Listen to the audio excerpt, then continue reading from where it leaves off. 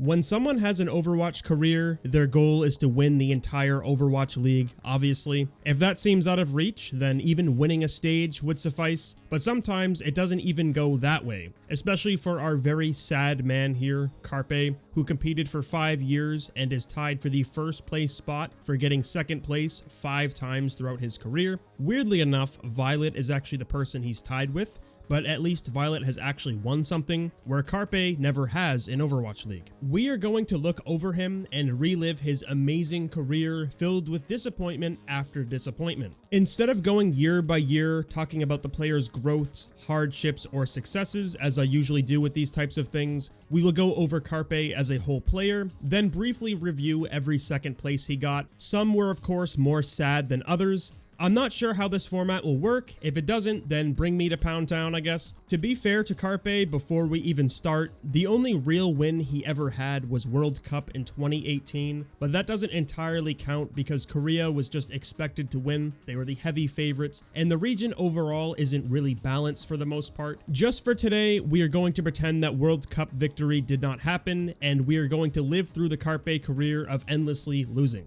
When it comes to Carpe, as everyone knows, he is a very talented hitscan player. Joining back in 2018 when Overwatch League was still new, he came in and immediately impressed, being considered a star player off the rip for Philadelphia Fusion. He had so many highlights throughout the season, on Widow especially. Lots of people called him the best hitscan in the world, alongside Pine or Birdring. Those guys were of course good, but Carpe was just on another level throughout the entire year, even to the point of almost winning MVP in 2018. Of course, he wasn't going to win over Jonak. Carpe was still in that conversation alongside Fissure, who was the runner-up. The amount of firepower that Carpe added to his team was insurmountable. There was always a thought in the back of the viewer's mind for him being able to take over the game at any moment. Philly was never out until Carpe was dead. It's interesting to note how in 2018, Carpe's Tracer was also really good. He's not really known for it in later years. People just blew over him in skill, but there were highlights and carry performances from his Tracer back in the day. Philadelphia Fusion also became one of the most popular Overwatch League teams as the seasons went on, where Carpe became their franchise player, never went to any other roster, joined Philadelphia Fusion in 2018, and retired after 2022. One of the longest tenures on a single team out of any players in Overwatch history, only tied with Gushue, I think, unless there's someone else that I just don't remember that played for a team that long. Carpe just brought so many eyes to the Philadelphia Fusion, making them hardcore fans due to his 2018 performances, who were all unknowing to how miserable they would become in later years, most likely regretting all of the merch and shirts and jerseys, every other little thing they bought, because all it signifies is that you support a curse that will never be broken. Going forward in Carpe's career, during 2019, he played Zarya and Goats. Fusion overall was not a good team this season, so there isn't much to go into for his performances here. He tried, and that's it. He's a hitscan player at heart, so you want to see him on those heroes. Of course, with the few times he got to play hitscan, he looked fantastic. It was just too late for Philly and they didn't make playoffs this year, but thankfully in 2020 when we returned to normality and DPS heroes could be played all season again, where Carpe actually exceeded previous expectations viewers had for him coming out of 2018, Carpe was just unbelievable for the first half of 2020. Playing a lot of Cassidy, Ashe, Widow, even Torb. It was kind of gross at Torb actually. We didn't get to see that much, but I really wish we did. He was just immaculate with the Cheetos. So many carry performances for Fusion, and I feel like this was his peak. Even though Philly missed the first tournament finals, Carpe was the front-running MVP candidate for the first half of that year for a reason. This Fusion roster was also stacked to the brim with talent. Sato and Fury was a top-tier tank line, Poco was there, a good player, but both his and Fury's hero pools were the same, so he barely ever played. Hisu, Ivy, Carpe, EQO, and Chipsa was a devastating DPS lineup, able to play anything required, no holes at all. I mean, I don't know how you could have a hole with 5 DPS players. Then you got a backline of Alarm and Funny Astro. pretty gross. Boombox was there too, but he's never gonna play over Alarm, only when double flex was needed. Amongst this roster, Carpe was still the best player on his team for a little while, and again, MVP frontrunner. It of course swayed away from him as the season went on in favor of Fleta. It's nice Fleta won, but I'll never live it down. Void should have gotten MVP that season. If you look at Carpe's MVP candidacy overall for 2020, it was like Fearless in the first half of 2021. A clear-cut MVP. He's gonna win if he keeps it up, but I just don't know what happened. Carpe really started to slow down with his major impact in the later stages, to where other people started pulling eyes away from him, and his slowdown is obviously relative to the first half, and compared to the other MVP candidates, he was still a good player, and Fusion overall was a disgusting team, ending second overall seed. But at the end of the year, I think Carpe's title as best player on Fusion went more in the direction of Alarm, because he really proved himself to be a just dirty player at this game. In 2021, there were a few good highlights on Widow and Cassidy as expected from Carpe, but the overall season was more depression than anything, especially compared to 2020 where they made 2 stage finals. This group did not make a single tournament playoffs in 2021, and I know they got hard fucked by visa problems, but it was just really sad seeing them get knocked out every time or just not even making the stage play-ins. And this is also the year Fusion lost a single map to the Valiant and it ruined their stage. That summarizes this whole season perfectly, and I also think we started to notice a slowdown with Carpe. There were other hitscan players that were surpassing him or clearly better. Who was calling Carpe the true best hitscan during 2021? We had Happy, Kai, Lip, Shy, just to name a few players. These are all ones that I would take over Carpe at this point. It's of course not to say he was garbage and scraping top 10, but it was apparent there was a downwards trajectory as this season came to a close. 2023 was Carpe's final year, and it was alright. MN3 was the clear-cut better player on this roster. They were swapping playtime on Sojourn and Ashe in various stages until Countdown Cup, where Fusion decided to stick fully with MN3. There's honestly not much to delve into for Carpe here, aside from him getting his 5th and final 2nd place, which we will look at shortly. Overall, 2023's performances, at least to me, looked like he was on his way out. So with all of this said, Carpe was a top tier player for a long ass time, even in 2021 where him or Fusion didn't have the best season and his fall off was inevitable. Those capabilities of him taking over the lobby on hitscan was still there to some capacity. So it's crazy to think how someone could be good for this long, almost winning MVP in 2018, 2020 he was a frontrunner for a time, praised endlessly as one of the best hitscan players of all time. He was the best player on Fusion for so many years, yet he never won a single thing in Overwatch League. Which brings us to the next part of the video, taking a look at all of these second place highlights, which I use very loosely because it's more like lowlights, letting the sadness truly seep in. The very first second place was during 2018 Stage 2, NYXL versus the Philadelphia Fusion. The only expected team to be here was NYXL since they were so dominant, and that sentiment would last until playoffs came around. This is the only team in league history that made it to 4 stage finals in one season, for seasons that had 4 stage finals at least, and also finished first seed in all stages. Pretty disgusting. Philadelphia Fusion was performing quite well during Stage 2, at least comparatively to Stage 1, which was quite shocking because they were kinda mid there. So when they made a stage finals for the first time, people were excited to see what Carpe and his gang could do, hopefully step up to the plate and officially turn their season around. This match in totality was a really good one. Putting the situation into perspective as a Philly fan, during Stage 1, Fusion was 7th seed, not making stage playoffs at all, to now being up 2-0 against NYXL, who was quite literally a juggernaut. Them losing or struggling was almost unheard of, unless you were able to pull some magic out of your asshole. Not many teams were able to take it to NYXL, and especially for Philadelphia Fusion, it was really hype for all the fans to see this. And there were some pure Season 1 skill moments throughout this series.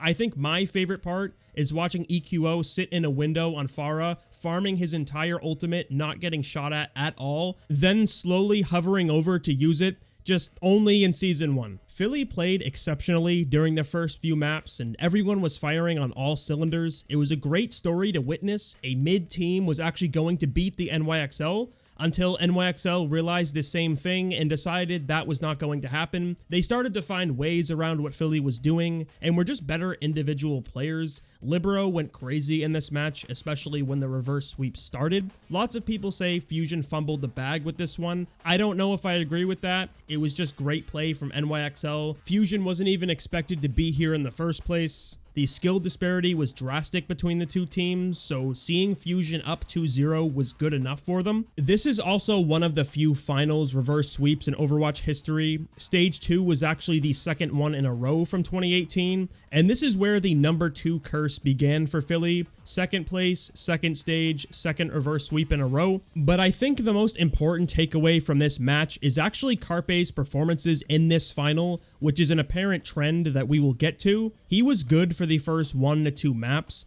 but after that he went quiet. Impact from him was practically non-existent during the second half. People seem to look over this and reference his performances throughout the regular season and prior matches making it to the finals, which he of course was fantastic, but he needed to perform here and he just didn't. This was not the only second place for Carpe in 2018, because this team somehow also made grand finals. Philly overall had a decent season. Making it to stage 2 finals was nice, ending 24-16. Reaching grand finals though was not expected. Adding more to how bizarre the situation was, Fusion were the ones who delivered the massive upset to NYXL in playoffs, getting their revenge for the first second place NYXL gave them, only to be in a position to get another one from London Spitfire. How this playoff bracket worked is really fucking strange. I don't know what choice it was to make a bracket like this. I hate it. Teams went against each other in a 1-2 format. If they win 2 1-3 series in the bracket, they move on. For instance, the first match Philly had was against Boston Uprising, who was a good team throughout 2018.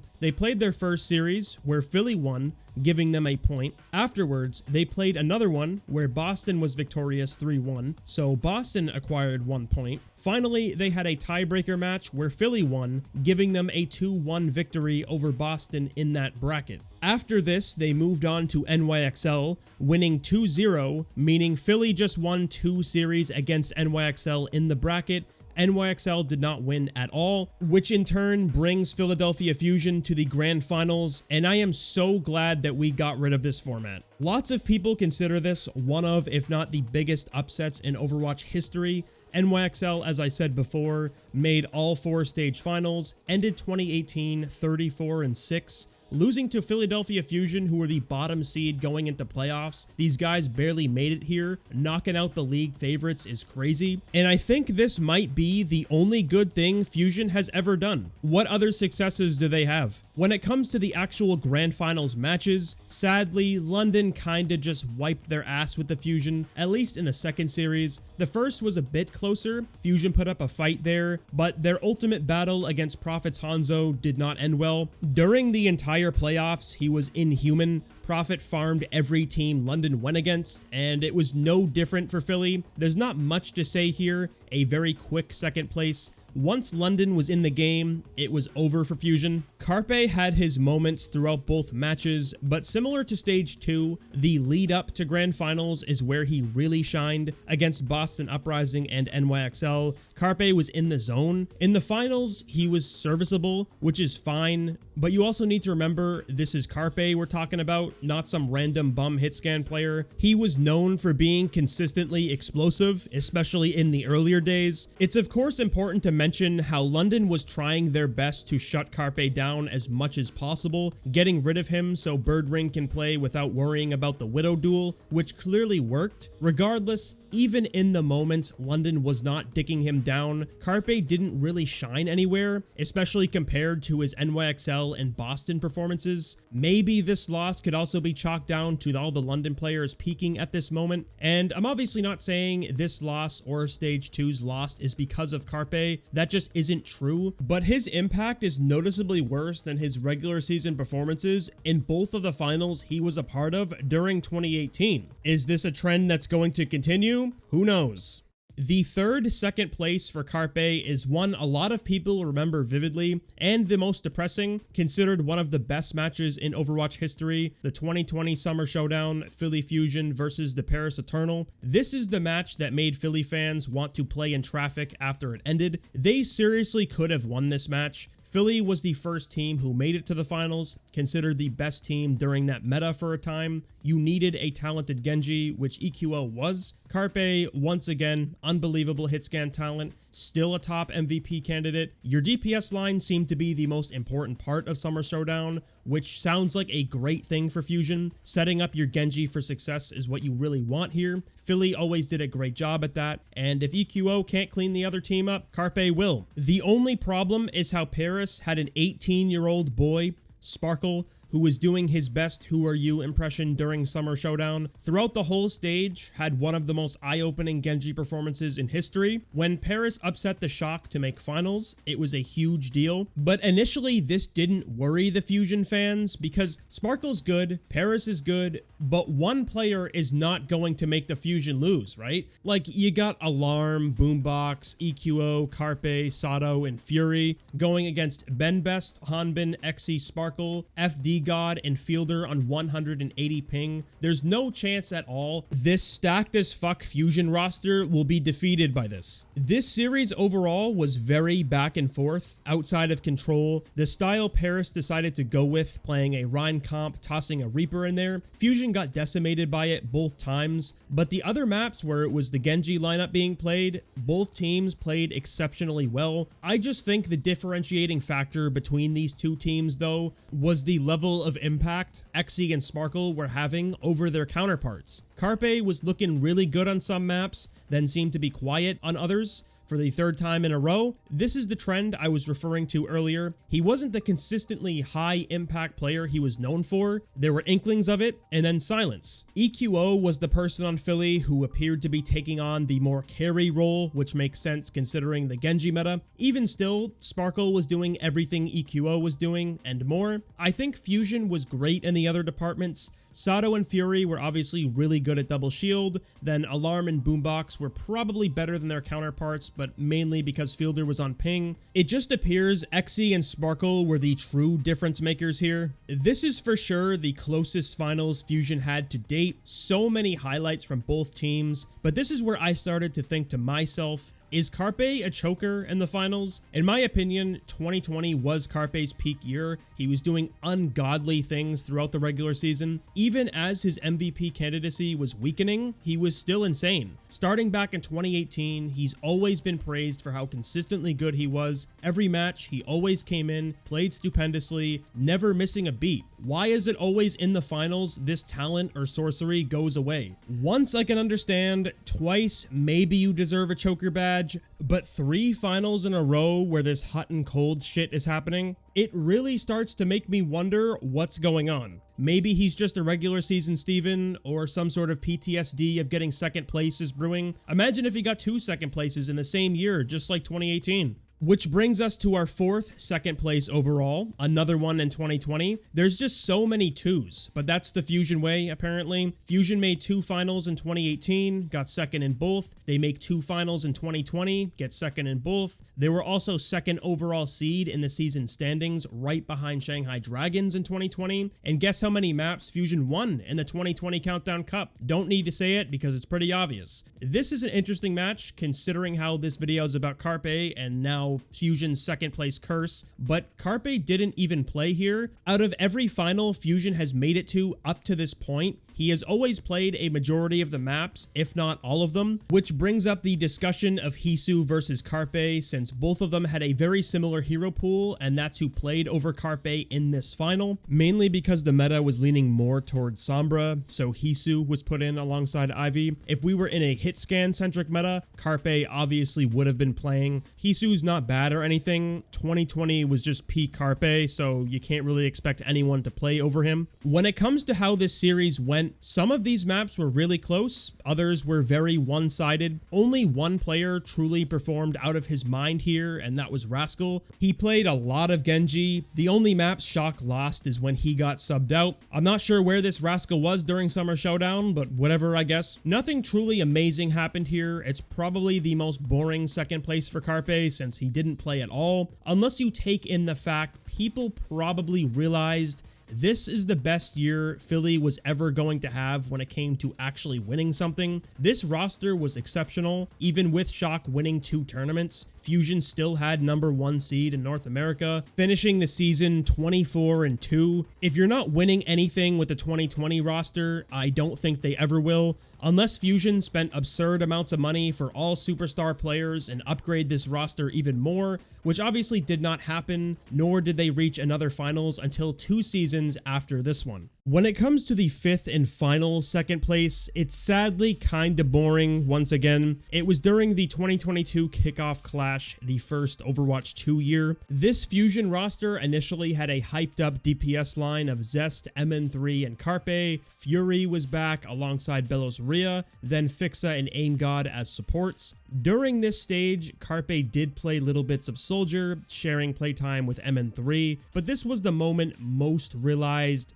Carpe's time was coming to an end. When someone else is playing Widow over Carpe, that's how you know the torch is being passed over to a new, young Carpe. With this flip-flopping back and forth between the two players, this Philly roster made it to bottom seed within the tournament, actually making an upper bracket run, winning against Hangzhou first, then Shanghai Dragons next, awaiting their opponent who would inevitably be the Seoul Dynasty. I don't really know what happened here, honestly. Fusion played really bad during the series. Literally everyone did. You can't point a finger at one specific person. This was just awful to watch. They had Carpe play map 1 and map 4, where MN3 played 2 and 3. Seoul had the easiest 4-0 of their life here. The kickoff clash serves as a number, adding to the list of second places for Carpe and Fusion. Literally nothing else. And with that, it ends all of the second places that Philly and Carpe got throughout the entirety of Overwatch League, where my biggest takeaway was how Carpe never really had that consistent top tier performance that we expected. Of course, 2020 Countdown Cup is ignored because he didn't play in it, but his lead ups to the finals were always where he really shined. We got what we expected, but when the lights get too bright, that performance kind of dwindles. All those crazy clips and highlights that are shared around throughout his entire career were never from a moment where it truly mattered. Obviously, staring at a highlight reel and expecting that to come out of every performance is nonsense. That's not what I'm saying here. It just seemed he struggled to hold a consistently good performance throughout a finals series. Some could say his team underperforming is why Carpe wasn't as explosive in any final. Maybe you could say that for 2018, but 2020 Summer Showdown specifically, that was peak Carpe, and the same hot and cold maps still happened. Possibly as time went on, memories of him losing every final just ate him inside during the matches and made him play more scared. Some sort of PTSD going on there. He's just had a really weird career because on one hand, he loses all the time when it matters, but his peak performances were insane and almost unparalleled. He did get Roll Star in 2020. He was the first person to ever reach 4,000 final blows, also being a high standing MVP candidate twice. Unfortunately, throughout those 5 years he played and 5 chances he had to get a win, it just never happened. Regardless of him winning or not, people will always remember Carpe as one of the best players of all time, which is still an accomplishment when you didn't win a single thing. With all these losses, he's still one of the best to ever do it, only if he showed it when it truly mattered. Hopefully, he can pull a win in Valorant since he retired and went to that scene after 2022. But from what I see on Liquipedia though, it looks to be a new brown trend that is starting. So what are your thoughts on Carpe? Do you think he is a professional choker or just a sad man? Make sure to leave your thoughts in the comments below. Thank you for watching to the end. Be sure to subscribe if you haven't already. Also check out another video I made on Gigery, another pretty sad career with a lot of